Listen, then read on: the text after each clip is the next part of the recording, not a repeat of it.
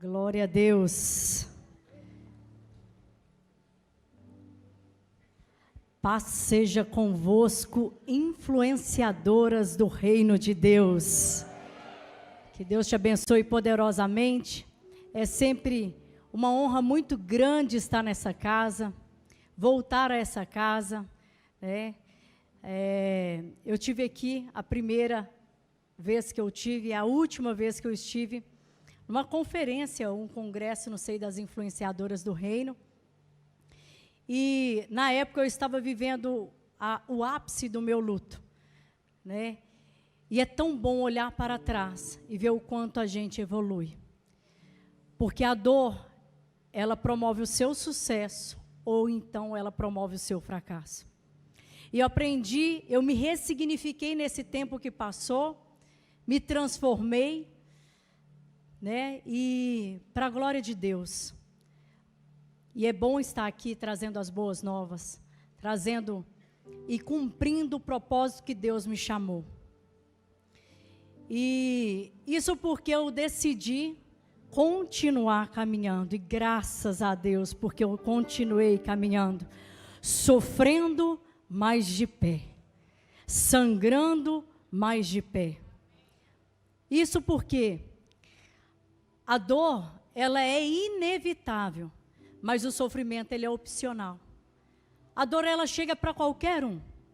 Ela não avisa, ela chega e manda um recado. Se joga no chão. Você não vai dar conta. Mas você tem que decidir. Isso é uma decisão pessoal. Eu vou continuar caminhando. Isso não acontece porque você ora muito, ou jejua muito, ou faz muita vigília. Isso não é o motivo principal. O motivo principal de você continuar caminhando é a sua experiência que você tem com Deus. Todo homem, toda mulher precisa ter uma experiência pessoal com Deus. Busque essa experiência como você busca o milagre que você está buscando. Uma transformação no casamento, ou até mesmo pelo casamento. Uma gestação de uma infertilidade. Uma empresa aberta. Busque a Deus na mesma intensidade que você busca por esse milagre. E você vai ver você suportar todas as provações. Quando eu olho para trás, eu vejo a Nina que eu era antes e a Nina que eu sou hoje. A glória não é para mim, a glória é para Ele. Porque dele para Ele são todas as coisas. Ele me escolheu porque Ele sabia que eu ia dar conta. Ele te escolheu porque Ele sabe que você vai dar conta. E como a gente precisa buscar essa experiência com Deus. Foi o que aconteceu com aquela mulher do fluxo de sangue. O Evangelho fala dela como a mulher do fluxo de sangue, ou a mulher hemorrágica. Veja, ela é conhecida por causa de uma vergonha, por causa de um problema, por causa de uma luta. Ela não tem nome na Bíblia, ela chama mulher do fluxo de sangue. Mas ela toma uma decisão. Ela sai da sua zona de conforto em busca de uma experiência. Na cabeça dela, ela ia buscar um milagre, mas ela estava em busca de uma experiência. Quando ela encontra Jesus e ela toca em Jesus. Naquele momento, Jesus liberou sobre ela a cura daquela enfermidade. Mas Ele liberou ao mesmo tempo uma cura interior. Quando aquela mulher que não tinha nome, ela descobre a sua identidade. Jesus olha para ela e fala: filha, tem filhas aqui? Ele fala: filha, a tua fé te salvou. Ela recebe a cura física e ela recebe também a cura emocional, quando ela descobre a sua identidade. Paulo teve um encontro com Jesus na estrada de Damasco. Busque por uma experiência com Deus. E eu quero dizer com toda convicção, essa noite é noite de experiência. Você vai viver uma das maiores experiências que você nem imaginava ter. Porque somente essa experiência vai te fazer suportar nos momentos de crise, nos momentos de perdas, no momento de luta, no momento de enfermidade. Olha, A paz que excede em todo entendimento não é aquela paz que a gente precisa de uma notícia boa, não. A paz que excede todo entendimento é quando está tudo virado de cabeça para baixo, mas você permanece firme. Você construiu raízes. Como a ministra de louvor disse, você declara: Deus é bom. E no pior dia da minha vida, eu consegui abrir a minha boca e dizer: Deus é bom. Deus é bom. Amém? Glória a Deus por estar aqui, viu? Como eu disse, tanta coisa se passou, né, em pouco tempo que eu estive aqui, talvez um pouco mais de 1 ano e meio. Deus resolveu me honrar em várias áreas da minha vida, principalmente a escolaridade. Pensa na menina que tirava nota vermelha. Minha mãe está aqui, sabe disso. Só passava no reco-reco. E essa menina, Deus falou: você vai virar uma escritora. E aquilo que você escrever vai mudar a vida de muitas pessoas. Não intelectualmente, mas de dentro para fora, que é a mudança mais linda que se pode ter.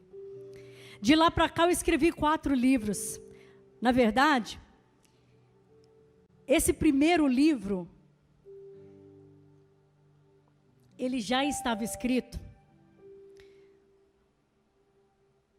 E hoje está fazendo 2 anos que eu brindei com uma xícara de café com a Júlia, quando eu concluí a escrita desse livro, Produzindo por 1000 Mulheres, que era algo que eu sempre vivi e compartilhava ali no Instagram. E eu falei: poxa, uma maneira para alcançar outras vidas, eu vou colocar isso no papel. Fui muito motivada em fazer esse livro, que seria uma mentoria. E aí, quando aconteceu tudo, eu engavetei esse sonho. E eu deixei ele guardado. E com o tempo no luto, eu falei: por que não voltar a escrever? Publicar esse livro que está pronto. E vocês sabem que brasileiro não gosta de ler livro não, né? Se eu perguntar aqui, eu acho que todo mundo vai levantar só para falar que dá uma de que lê livro. Mas ninguém lê. Lê só o início e o fim. E olha lá. E eu escrevi um livro com uma menina que tirava nota ruim, que não gosta de ler livro. Livro pequeno. Porque eu falei assim com o Senhor: Deus, eu quero que as pessoas leiam o meu livro. Eu sei que foi o Espírito Santo, falou: não faça livro grosso não, o povo é preguiçoso para ler. Faz fininho, que numa sentada você lê o livro. Outra coisa, brasileiro compra livro quando da capa. Eu fui lá e pus minha foto. Você besta? Falei: vou fazer um livro bem lindo, a capa linda. Coloquei eu sentada no trono. Aquilo que você vê, você domina, né? Mas esse livro, falo brincando, mas é um livro de cabeceira. Um livro de transformação mesmo. Produzindo por 1000 Mulheres, ele fala das influenciadores do reino. Já começa ali o primeiro capítulo falando sobre a ovelha com sino. Quem quer saber a ovelha com sino? Não, ninguém. Quem quer ser a ovelha com sino? Vai ter que comprar o livro para ler. Ele fala sobre a mulher atual. Quando Salomão escreve sobre a mulher de Provérbios, não é aquela mulher da época, para pensar. Uma mulher que acorda cedo, coitada das que acordam tarde aí, hein?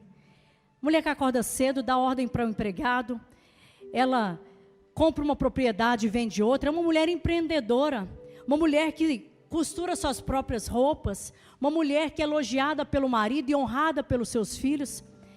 E qual é o segredo dela? Está lá em Gênesis capítulo de número 1, quando Deus fala assim: far-lhe-ei uma mulher que seja idônea. Idônea vem de idoneidade. Idoneidade é aquela que faz multifunções. Eureka! Por isso que você maqueia e dirige carro, lava roupa e faz comida. Está tudo aí. Aqui tem dicas sobre mesa posta, como restaurar seu lar através da mesa, sobre organização, como se vestir, enfim, tudo com princípios bíblicos. Amém? Esse é um dos livros. O segundo livro que Deus me inspirou para escrever é o Perfeita Demais para Esse Mundo, que é o livro que eu fiz, a biografia da Júlia. Na verdade, eu comecei a escrever esse livro como um desabafo, externando ali o que a Júlia representava para mim. trazendo à minha memória aquilo que me trazia esperança.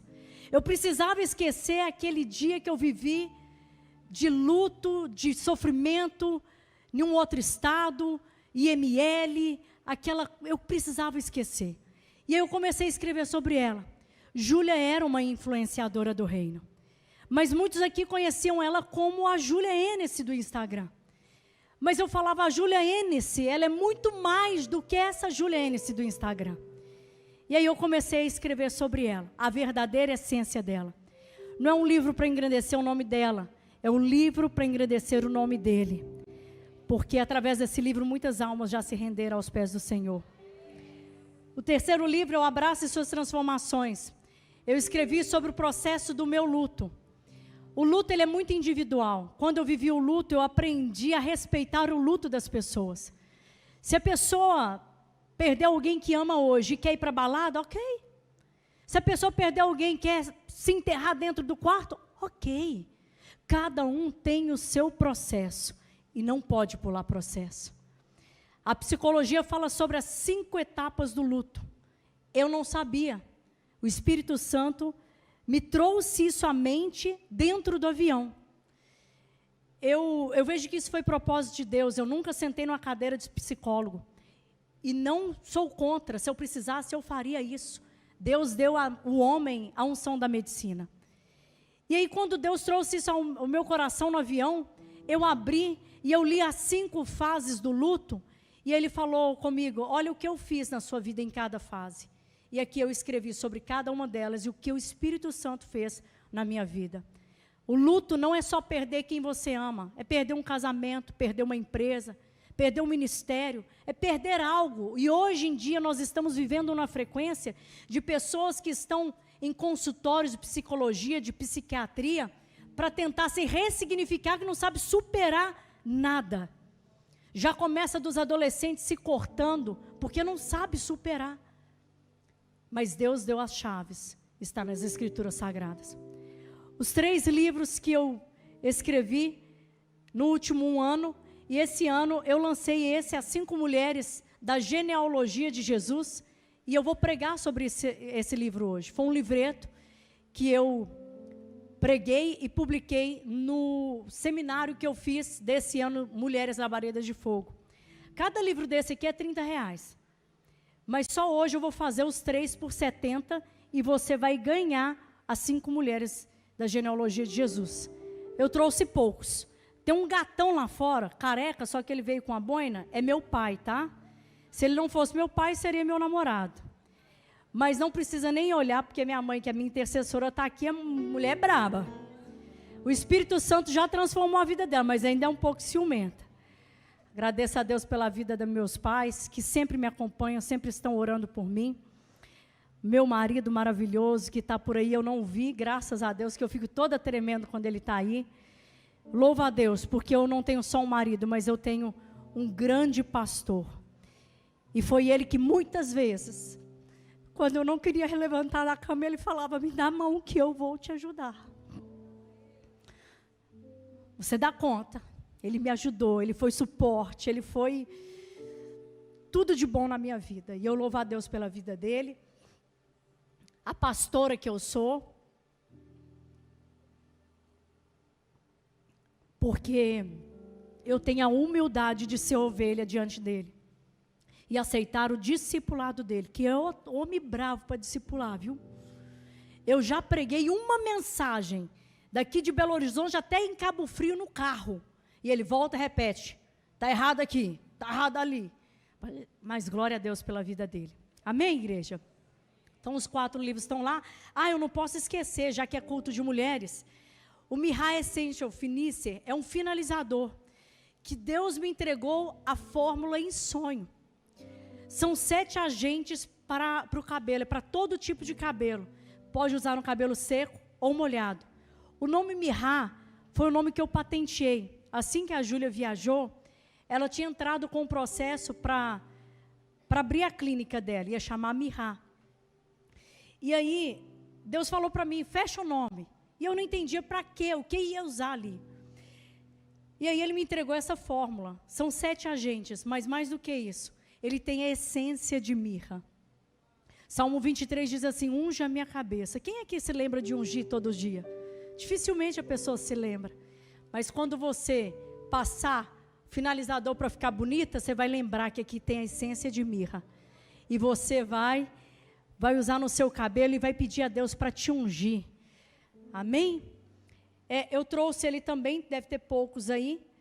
R$70 também. Vocês podem abençoar em nome de Jesus. Amém? Coloque a mão no seu coração, fique de pé. Vamos ouvir a palavra de Deus. Deixa Deus falar no seu coração.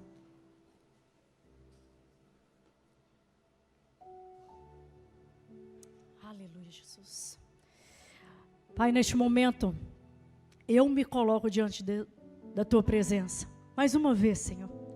Para dizer que eu não sou nada sem a Tua presença. Para dizer que eu sou totalmente dependente da Tua vontade. Aqui estão Tuas filhas, Tuas servas, Senhor.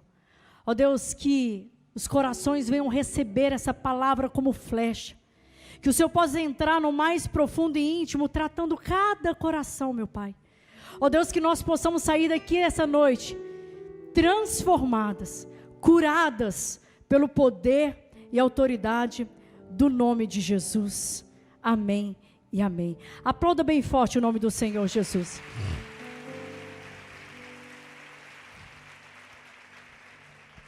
Pode assentar no seu lugar. As 5 mulheres da genealogia de Jesus. A exaltação da misericórdia de Deus. Essa palavra que Deus pediu para eu trazer essa noite, vai falar profundamente no seu coração. E um dos maiores desafios da minha vida foi pregar sobre genealogia. A gente tem uma preguiça de ler sobre genealogia, né? Mas,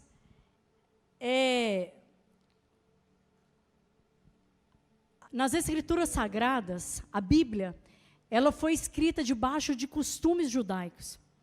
E na época, mulher não tinha vez, mulher não tinha nome, mulher não tinha honra. Tanto que se você procurar, desde o livro de Gênesis até o livro de Mateus, aonde que nós vamos ler, em nenhuma genealogia de homem nenhum tem o nome de uma mulher. Porque não tinha razão de colocar, era costume da lei judaica.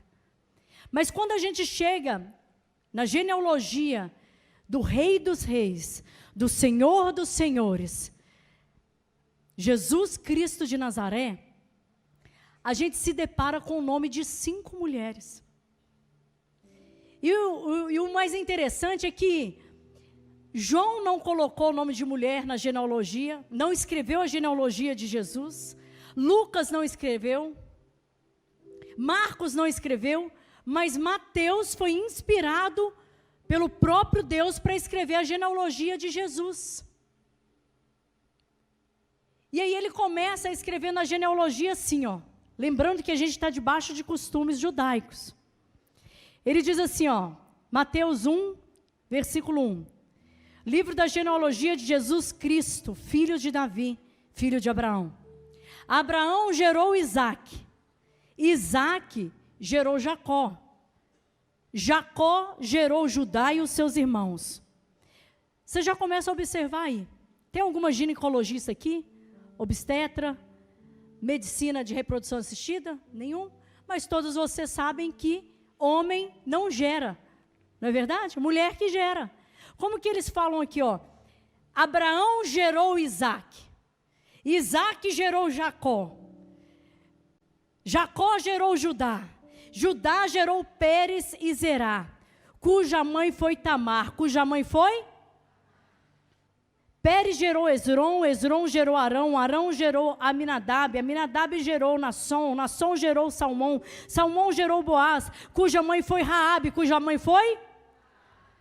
Boaz gerou Obed, cuja mãe foi Ruth, cuja mãe foi? E Obed gerou José. Gerou Jessé, Jessé gerou o rei Davi, e o rei Davi gerou Salomão, cuja mãe foi aquela que tinha sido mulher de Urias. Essa mulher de Urias é Betseba. 5 mulheres aqui, nos versículos 3, 5 e 6. E o que mais também é interessante, é que Mateus, ele não coloca o nome de Sara, a nossa mãe. Ele não coloca a mãe de Rebeca, de Raquel. Ele coloca o nome de 5 mulheres improváveis. 5 mulheres que diante da sociedade não valiam nada. 5 mulheres que não tinham valor nenhum. Mas por que Mateus teve essa coragem de, além de escrever a genealogia de Jesus, colocar no nome, o nome de 5 mulheres improváveis, aquele que é santo, que é imaculado, que não tem pecado nenhum? O que explica é que Mateus, ele era um publicano. Publicano era igual um prostituto na época, não tinha valor nenhum. Mas eu imagino Deus inspirando Mateus e falando: Mateus, ei, olha, escreve a genealogia do meu filho, que eu vou enviar. E escreve o nome dessas mulheres aí, ó. Começa por Tamar, vai para Raabe, coloca o nome de Ruth, coloca o nome de Betseba. E para assustar as mulheres de Boas Novas, coloca o nome de Maria. Meu Deus, aquelas mulheres improváveis. Talvez Mateus falou assim: Senhor, Deus, como que eu vou pôr o nome dessas mulheres aqui? Por que eu vou colocar o nome dessas mulheres aqui? Eu imagino Deus dizendo assim: porque eu não preciso do passado delas para definir o futuro delas. Deus está mandando te dizer: eu não preciso do seu passado para definir o seu futuro. A exaltação da misericórdia de Deus, ela é muito maior do que você possa imaginar. Agora, quem são essas mulheres? Quem são essas 5 mulheres que aparecem na genealogia do Santo Imaculado, daquele que viria sem pecado? Jesus, ele tinha 2 naturezas. Ele era 100% homem e ele era 100% Deus. E como homem, ele teve uma mãe. Só que não começou de Maria. Antes de Maria, teve outras mulheres. E essa árvore genealógica de Jesus, meu Deus do céu, é para confundir qualquer sábio. Ele diz assim, ó: ei, coloca o nome para mim de Tamar. E a gente vai lá no livro de Gênesis 38 conhecer quem era a tetravó de Jesus. Tamar, ela era nora de Judá. Judá, um fazendeiro muito rico. E ela casou com o primeiro filho dele. A Bíblia diz que ele era mau. E aí Deus matou o primeiro filho. E na lei judaica, casava com o segundo irmão do falecido, para dele ter um filho e deixar descendência para o primogênito. E aí ela casa com esse segundo irmão. E a Bíblia fala que ele recusou em deixar descendência para o irmão, e toda vez que ele tinha relação com ela, ele desprezava o seu sêmen. E por causa disso, Deus o matou. Havia um terceiro filho. Eu imagino, eu como mãe também, eu ia vazar com essa mulher de dentro de casa. Já matou o primeiro, matou o segundo, tem um pé podre para marido. Ele falou assim: Tamar, o meu terceiro filho não tem idade para casar. Vamos esperar ele ter idade. E assim que ele tiver idade, eu mando buscar você e você casa com ele, ok? Vai para sua família, fica lá, e depois eu mando te buscar. E assim Tamar fez. Tamar fica sabendo da notícia, porque mulher para saber fofoca é um negócio assim rápido, né? Não precisa nem de procurar, chega na mão. Quem que é assim, chega na mão? Aí ela fica sabendo que Judá ficou viúvo. E que o menino, o terceiro, casou com outra esposa. Casou com outra mulher. Agora ela viúva, humilhada, porque era uma vergonha a mulher ser viúva na época, e principalmente que não tinha filho. Ela humilhada, desprezada, ela bola um plano. Mulher cheia de ideia, né? Ela bola um plano. Falou: eu sei que ele vai passar por aqui, tinha um evento numa fazenda. Ela se veste de prostituta, ela vai para a beira da estrada, e a Bíblia diz que quando Judá passa por ali, ele vê a tenda dela, acha que é uma prostituta, deita com ela e tem relação com ela e tem 2 filhos gêmeos. Daquela relação sexual, daquele pecado de incesto, que na época era um pecado, estamos na lei de Moisés, nasce uma da descendência de Jesus Cristo. Um pecado de incesto, relação sexual entre nora e sogro. Talvez entrou alguma Tamar aqui essa noite, que cometeu o pecado de incesto, relação sexual com algum grau de parentesco, um primo, um irmão, um pai, um tio. Talvez nem por sua vontade, talvez por um estupro. Você foi abusada sexualmente. Talvez você nasceu de um incesto, uma relação sexual da sua mãe ou do seu pai com um grau de parentesco. Ou talvez você encontre como Tamar, humilhada por acreditar numa promessa de casamento. Quantas mulheres estão sofrendo mágoa dentro do seu coração, porque viveu um relacionamento de 7, 10 anos, 15 anos, e aquele cara, na hora de casar com você, foi embora. E hoje até casou com outra pessoa e tem filhos. E você guarda isso dentro do seu coração. Mas essa noite é noite de cura interior. Eu quero que você, Tamar, começa a entender que Deus é um Deus de misericórdia, um Deus de amor. Ele não me trouxe aqui essa noite à toa. E aí, Mateus continua escrevendo e ele coloca o nome de Raabe. Ele coloca na genealogia de Jesus o nome de Raabe, que lá no livro de Josué 2, ela é conhecida como uma prostituta, uma dona de um prostíbulo. Quantos casamentos essa mulher não destruiu? Quantos casamentos ela não destruiu por causa da sua profissão? Mas a Bíblia fala que Josué envia 2 espias. E ela, lá em Jericó, tinha sua casinha lá de prostituição. Esses 2 espias, eles entram para dentro da casa dela, não pelo seu trabalho, mas para se esconder. E ela crê no Deus de Israel. E ela protege a vida daqueles 2 espias. Talvez você está sendo julgada pelo seu pecado de prostituição. Mas sabe o que Deus disse para Raabe? Ele falou: Raabe, não são as suas obras, é a sua fé. E por causa da sua fé, você alcançou a salvação. E foi tão forte que no livro de Hebreus, o nome de Raabe está escrito na galeria dos heróis da fé. A honra de Deus para a sua vida chegou essa noite. A honra de Deus sobre a sua vida nessa noite. Não importa se você entrou aqui como uma Raabe que destruiu casamentos, que você ainda está no pecado da prostituição. Eu quero te dizer, o Deus da misericórdia está aqui nessa noite e Ele vai alcançar o seu favor. Não são as suas obras, é a sua fé, é a sua fé. Oh, relabaxere canta labanaias.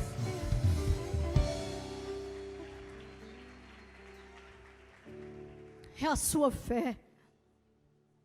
Você não é o que as pessoas têm dito que você é.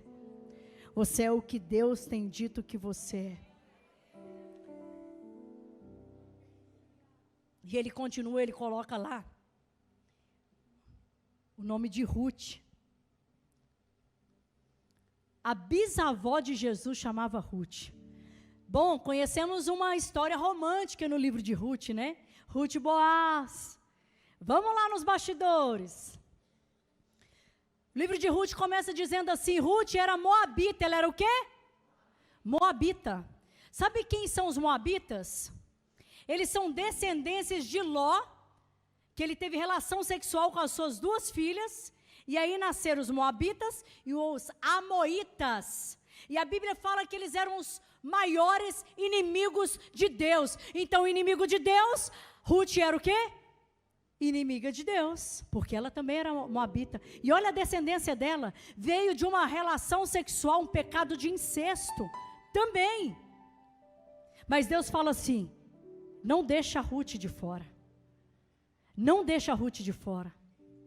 E sabe aquela cena que a gente lembra de Ruth, indo lá na eira, ouviu o recado, o conselho da sogra dela, Noemi, e falou assim, ó, tira essa roupa de luto, veste uma roupa elegante, passa um perfume e desce a eira e faz como eu vou te falar para fazer. Porque por direito da lei, quem poderia ter Boaz como remidor era Noemi. Só que ela fala, eu já sou velha, eu não posso ter filho, eu vou te ensinar. Só que Ruth, ela não poderia ter um outro marido, porque ela era viúva. Viúva, casar naquela época, era ser apedrejada.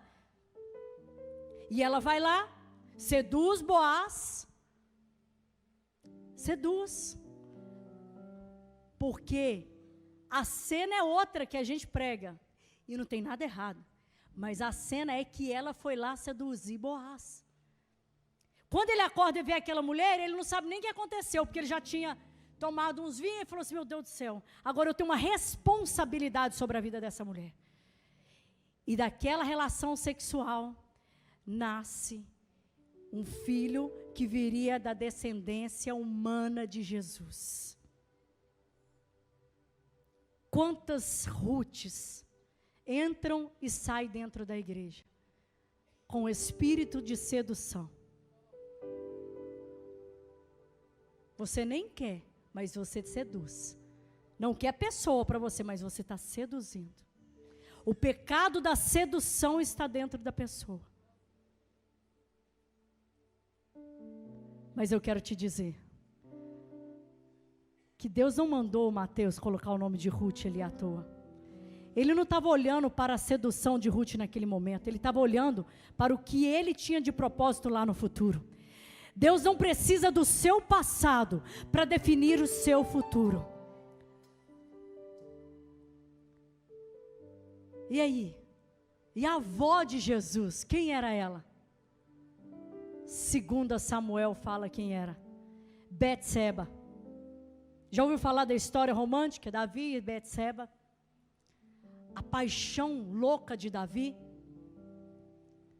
Pois é. Davi pecou. Mas vamos olhar também para Betseba. Betseba também comete o pecado da sedução. Quem mora em apartamento? A sua janela dá para o seu vizinho, né? Você começa, às vezes, até saber a rotina do vizinho. A hora que ele põe o lixo, a hora que ele acorda. Pegou a visão? Betseba sabe que o rei Davi ia lá no terraço do reino. Dá aquela olhada no terraço. Betseba vai tomar banho na onde que dá vista para o reino. Quando Davi olha aquela mulher, meu Deus do céu, ele fica tão apaixonado com ela, que ele comete o pecado do adultério junto com ela. E não para aí, porque o pecado, quando ele vem, ele faz uma bola de neve, manda matar o marido da mulher, e aí vira uma confusão dentro da casa dela. Eu acredito, se Davi e Betseba fossem membros de qualquer igreja hoje, eles seriam expulsos do hall de membros. Ninguém teria coragem de ter como pastores Betseba e Davi. Mas Deus fala assim, a minha misericórdia, ela vai muito além disso. Eu vou exaltar a minha misericórdia através do meu filho que eu vou enviar na terra imaculado que não tem pecado nenhum. Eu vou mostrar para aquelas mulheres das boas novas que eu não preciso do passado delas para definir o futuro delas. Essa é a genealogia de Jesus. Tem umas que estão me olhando com o olho desse tamanho aqui, ó. Esperando eu chegar em Maria. Já pegaram até o telefone.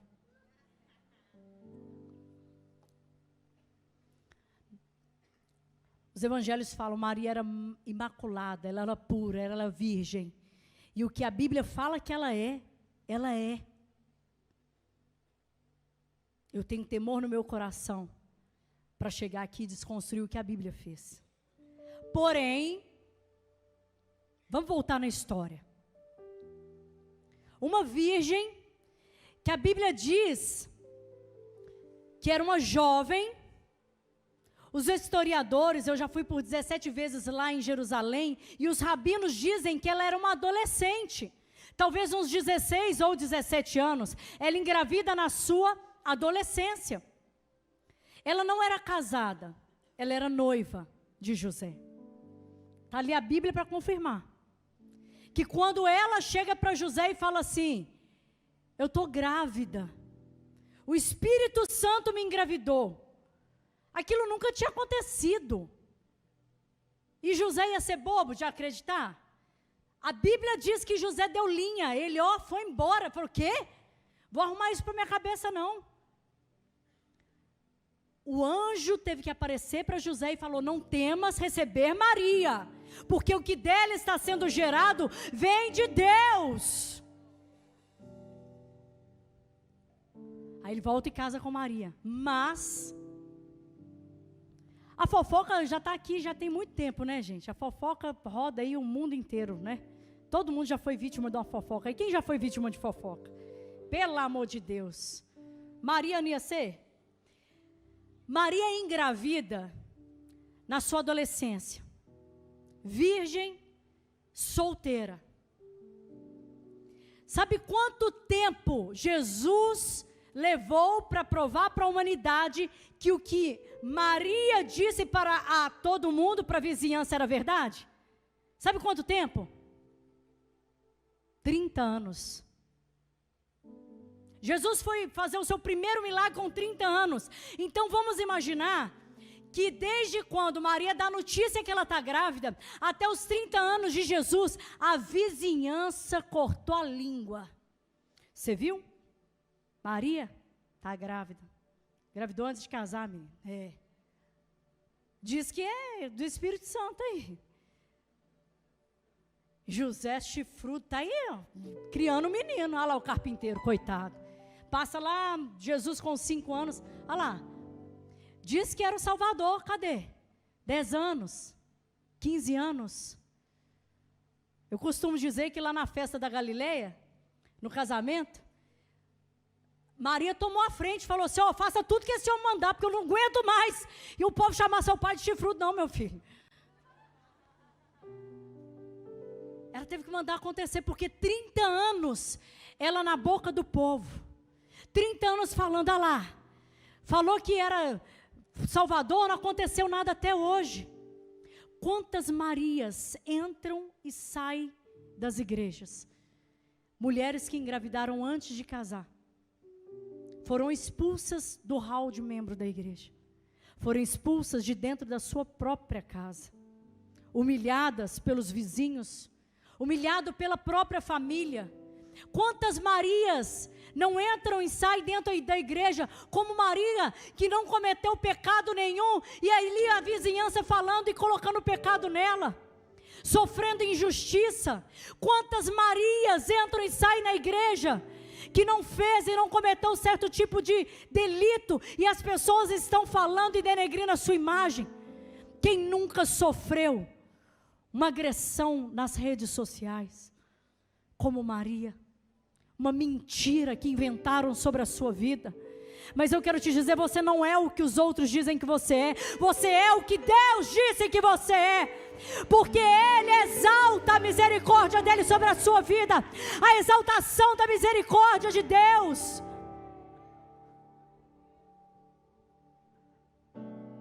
Mateus, vai, escreve aí, Mateus.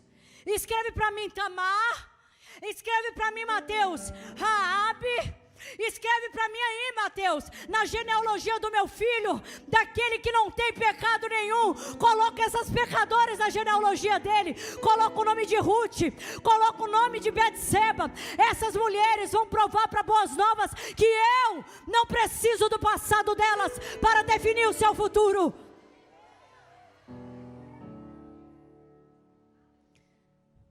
E Deus é um Deus que honra.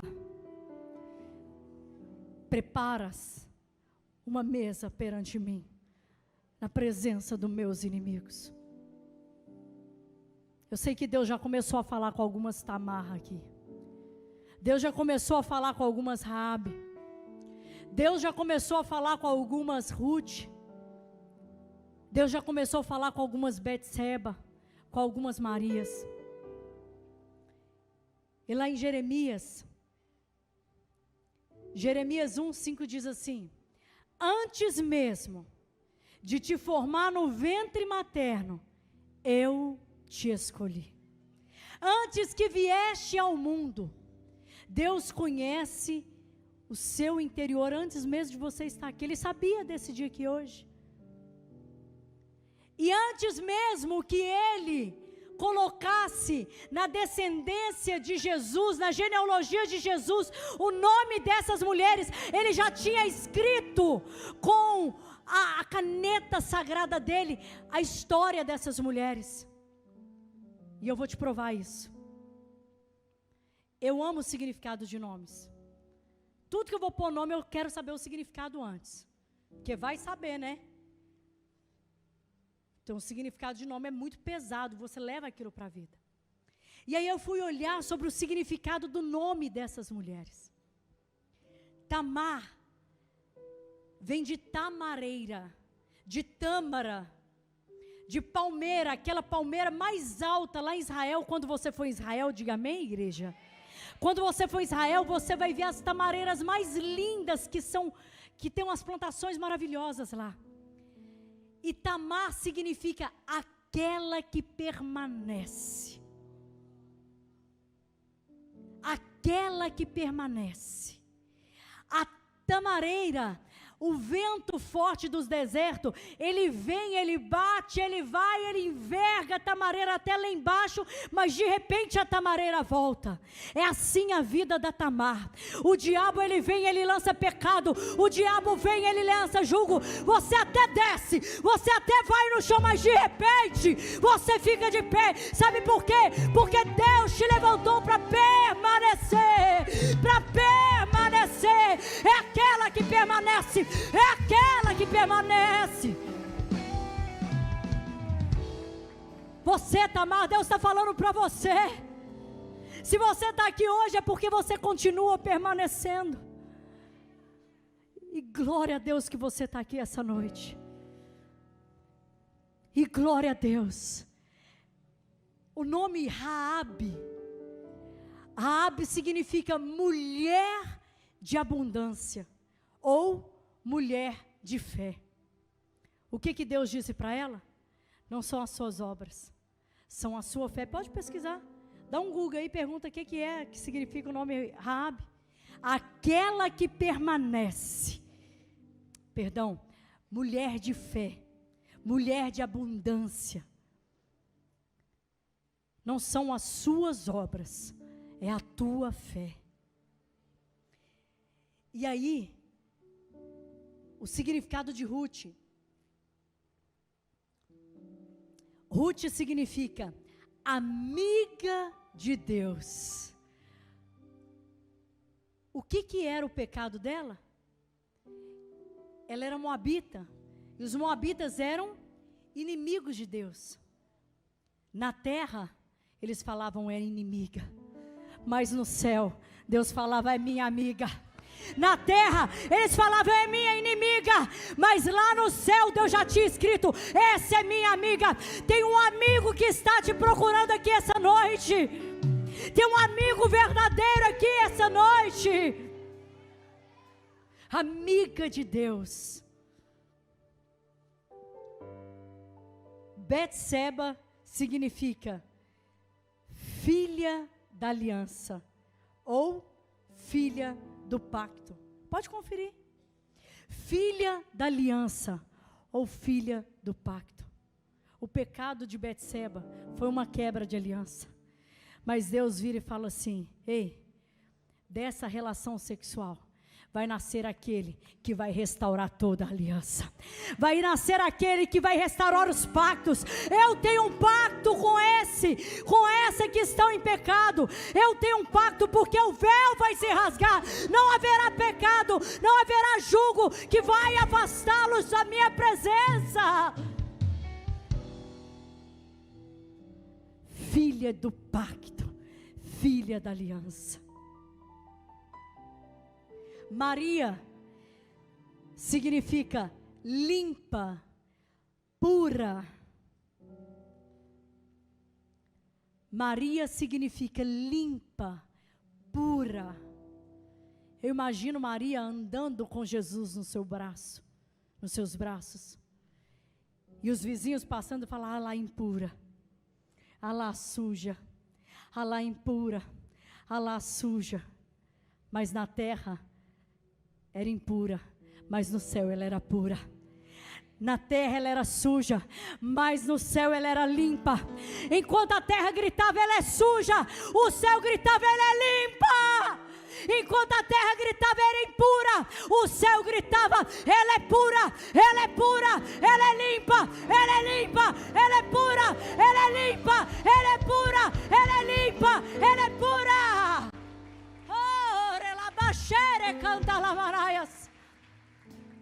E como é um Deus de honra, um Deus que exalta a misericórdia. A Bíblia diz que passado alguns anos, uns 30 anos talvez, lá no livro de João 8, Jesus está no templo. E a Bíblia diz que chega os escribas e os fariseus e trazem para ele uma mulher pega em adultério, em flagrante adultério. E as escrituras sagradas dizem que eles pegam aquela mulher e jogam ao meio, na frente de Jesus. E fala: agora, Jesus, o que você vai fazer com essa mulher? O que ela merecia era ser apedrejada até a morte. E no texto, quem está dormindo, diga amém. Glória a Deus, acorda. Porque agora vai ser forte. Se você não levantar dessa cadeira, dando uma rajada de glória aí. Maria, ela é colocada na frente de Jesus. E Jesus, a Bíblia diz que quando os escribas e os fariseus falam: essa mulher foi pegada em flagrante adultério, Jesus, ele levanta, ele olha para ela, ele se abaixa e ele começa a escrever no chão. O que Jesus escrevia naquele momento? Eu imagino a cena, vamos voltar na cena comigo. Aquela mulher, provavelmente ajoelhada, chorando, desesperada, porque ela sabia o final dela. Ela sabia que ela seria apedrejada. Ela angustiada, chorando. Jesus olha na direção dos olhos daquela mulher. Ele olha dentro dos olhos dela e volta a escrever no chão. O que ele escrevia na areia? O que ele escrevia no chão? Só vou responder se todo mundo falar: o quê? Está fraco ainda? Os rabinos têm uma revelação para isso. Quando Jesus abaixa e começa a escrever no chão, olhando nos olhos daquela mulher, ele fala assim: mulher, leia para mim o que está escrito aqui. E de repente ela começa a ler: Tamar, Raabe, Ruth, Betseba, Maria. Jesus olha nos olhos dela e fala assim: sabe por que eu vou te perdoar? Porque a minha tataravó era uma prostituta igual a você. Sabe por que eu vou te perdoar? Porque a minha tetravó, minha bisavó, era uma prostituta. Ela cometeu adultério. Eu vou te perdoar porque minha bisavó, ela cometeu o pecado da sedução. Eu vou te perdoar porque eu estou manifestando com a exaltação da misericórdia. Hoje eu apresento a humanidade como Pai da misericórdia. Se tem alguém aqui que precisa da misericórdia de Deus, fica de pé no seu lugar. Fica de pé no seu lugar, Tamar. Fica de pé no seu lugar, Raabe. Fica de pé no seu lugar, Ruth. Fica de pé no seu lugar, Betseba. Fica de pé no seu lugar, Maria. A exaltação da misericórdia está aqui nessa noite.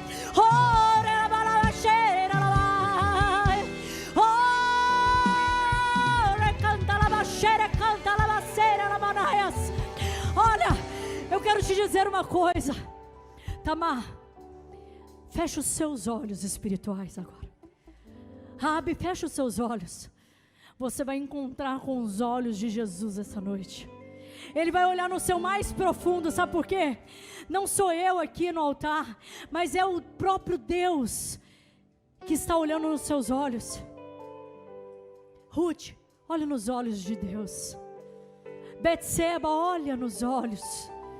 Maria, olha nos olhos de Jesus, que está hoje exaltando a misericórdia sobre a sua vida. Só você sabe a vergonha que você tem passado.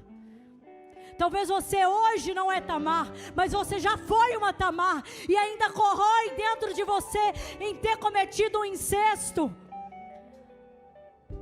Não por você querer, mas talvez, como eu disse, um estupro, um abuso sexual de um primo, de um irmão, de um pai, de um tio, e isso te fere. Você não consegue ter uma vida sexual ativa por causa disso. Talvez você nasceu de um pecado de incesto. Talvez você foi abandonada por uma relação de promessa de casamento, deixada no altar, com tudo pronto. Talvez você se encontre como Raabe, no pecado da prostituição, ou já até cometeu prostituição, mas não consegue se perdoar por isso. Quero te dizer, a misericórdia de Deus, ela não vai estar em você, ela vai correr atrás de você. Ela vai correr atrás de você. Talvez como Ruth, você ainda continua a sedução, sabe? Dentro de você, o pecado da sedução, ela ainda corrói. Você não consegue sair de casa sem seduzir alguém. Ou até mesmo cometeu isso e ainda não se perdoa por isso. Porque muitas vezes a gente chega diante de Deus, mas a gente não acredita que Ele nos perdoou. Porque é o inimigo que fica julgando na nossa cara: você fez isso um dia. E o que a Bíblia fala? Ele lança no mar do esquecimento os nossos pecados.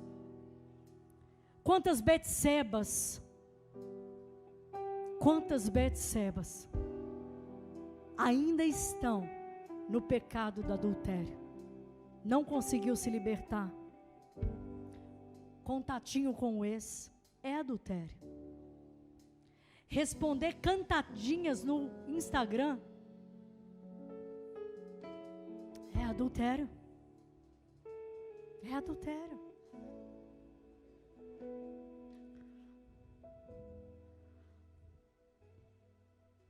Iludir a pessoa é adultério.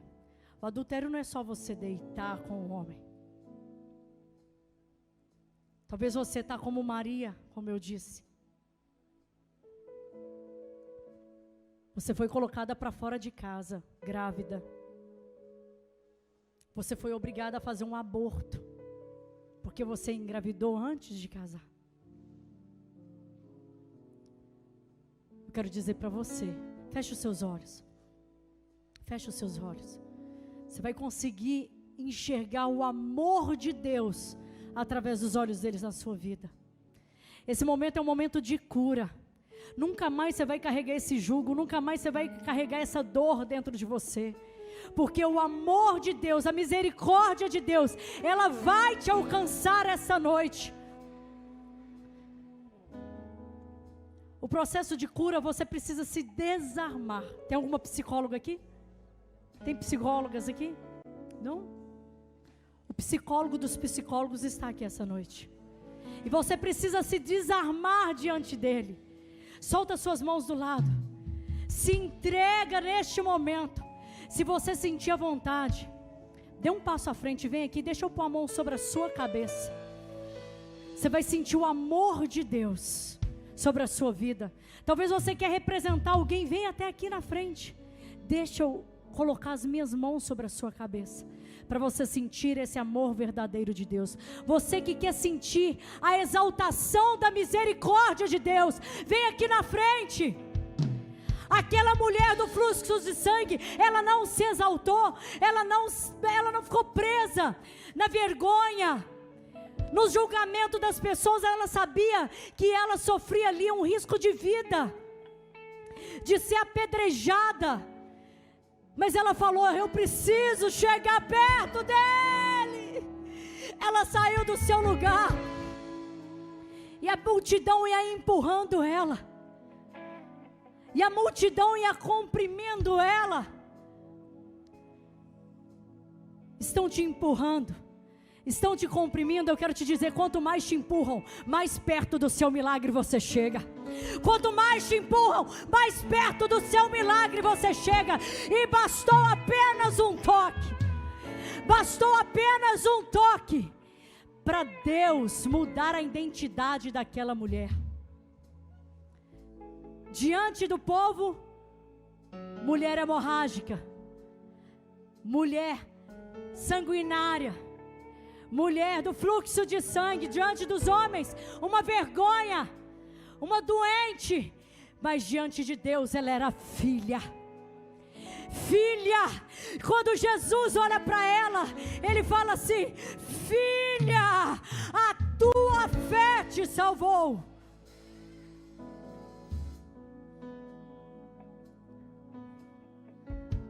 Será que só uma pequena multidão quer sentir a exaltação da misericórdia de Deus?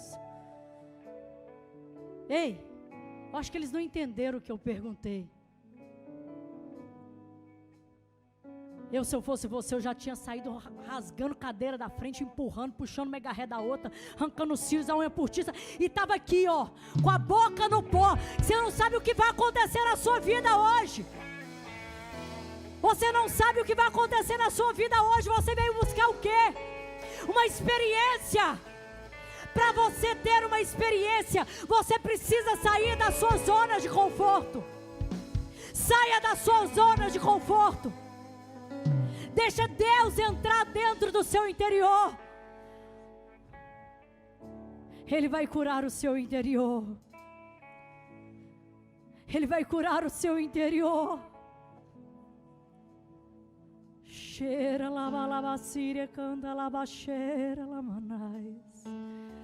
Ere lava lava cheira canta lava síria canta lava cheira lamanais. Cheira canta lava síria canta lava cheira lamanais. Cheira lava síria canta lava cheira lamanais. Tem Tamar gritando aqui dentro da sua alma. Tem Raabe gritando dentro da sua alma. Xere canta labacire canta. Xere canta labarás. Você precisa se esvaziar para Deus te encher. Se esvazia que Deus vai te encher. Xere canta labacire canta labaxeira labarás.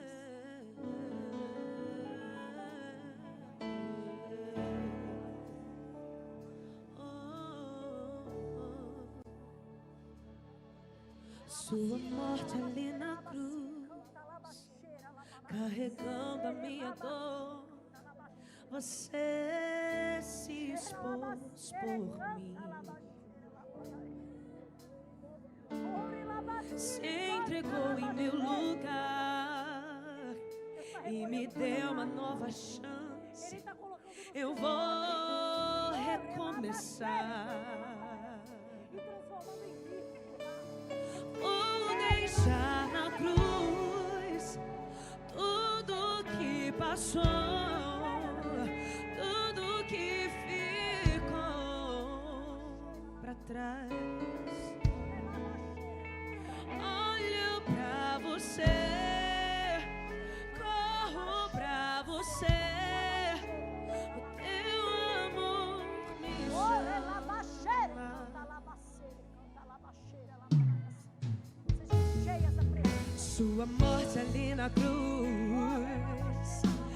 carregando a minha dor, você se expôs por mim,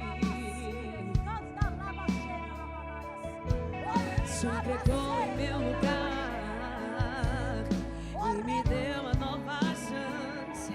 Eu vou recomeçar, eu vou deixar na cruz tudo que passou, tudo que ficou pra trás. Olho pra você, corro pra você, o teu amor me chama. Eu vou deixar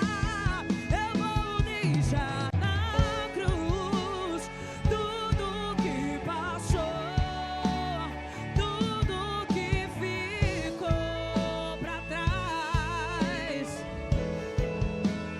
Olho pra você, corro pra você, o teu amor me chama. E eu dependo desse amor, do seu amor, mais que tudo.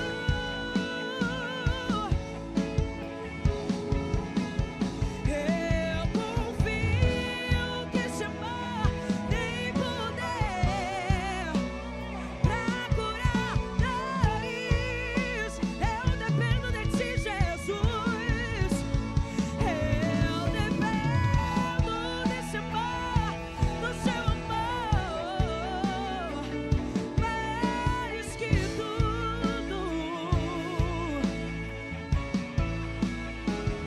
Eu confio que esse amor tem poder pra curar dores. Vou deixar na cruz tudo que passou, tudo que ficou pra trás. Olho pra você, corro pra você, o seu amor me chama, me chama. Vou deixar na cruz tudo que passou, tudo que ficou pra trás. Olho pra você, corro pra você, seu amor me Aleluia, chama. Jesus. O amor de Deus está sobre a sua vida. Você não é o que as pessoas dizem que você é. Você é o que Deus diz ao seu respeito. E você é amada. Você é honrada. A exaltação da misericórdia está sobre a sua vida.